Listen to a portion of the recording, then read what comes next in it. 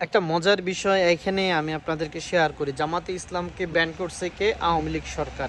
কিন্তু সেই আওয়ামী লীগ সরকারই জামাতে ইসলামের সাথে তার বিগত যখন সে জামাতে ইসলামকে দলে ভিড় করছে, ভিড় করে তারা যখন জয়যুক্ত হয়েছে, হ্যাঁ, সেই সময়ের জন্য কিন্তু জামাতে ইসলামকে তারা ব্যবহার করেছে।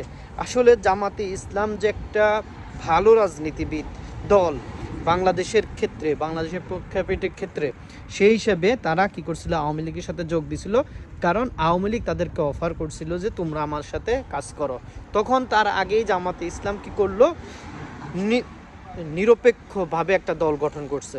তারপরে তারা এই দলটাকে কি করছে, আওয়ামী লীগ প্রথমেই তাদেরকে ইনভাইট করে তাদের সাথে যোগাযোগ করে তাদেরকে দলে ভুক্ত করে জয়যুক্ত হয়ে এখন সেই আওয়ামী লীগই 2013 সালে কি করলো, এই কি করলো